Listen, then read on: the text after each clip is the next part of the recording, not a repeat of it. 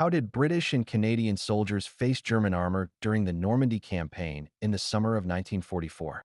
What weapons did they have, and how effective were they in stopping tanks on D-Day and beyond?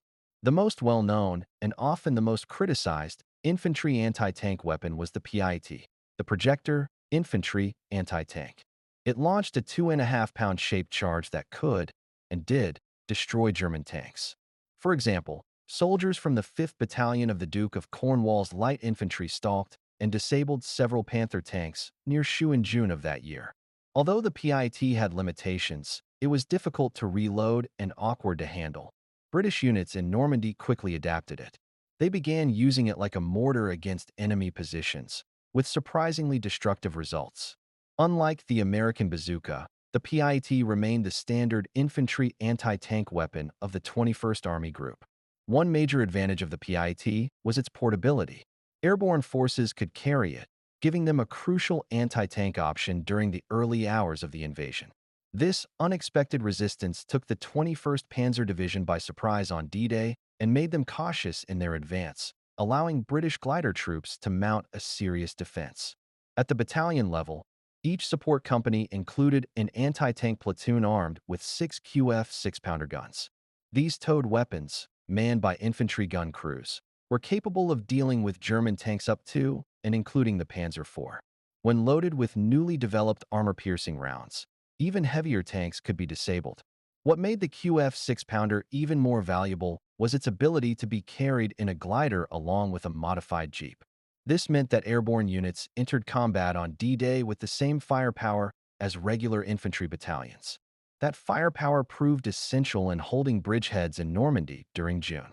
At the divisional level, Royal Artillery anti-tank regiments were issued QF 17-pounder guns. These powerful weapons were more than capable of defeating any tank in the German arsenal, including the feared Tiger and Panther models.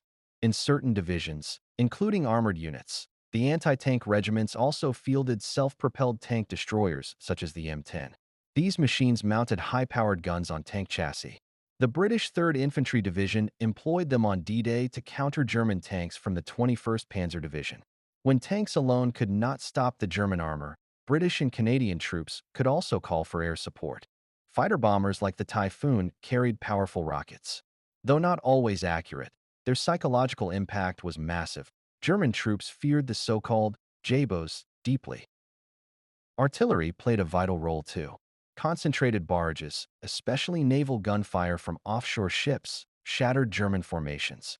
Strategic bombing campaigns, like those during Operation Goodwood in July, inflicted heavy tank losses on the Wehrmacht. Sometimes, even the smallest weapons played a role. On the 10th of August, near Plessis-Grimald, men from the 5th Battalion of the Duke of Cornwall's Light Infantry used a 2-inch mortar against a King Tiger tank.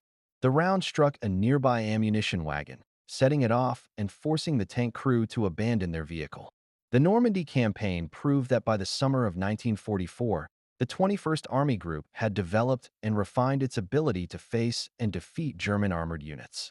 From portable PIATs and 6-pounders to air support and artillery barges, the combined force of infantry and firepower wore down even the most feared machines of war.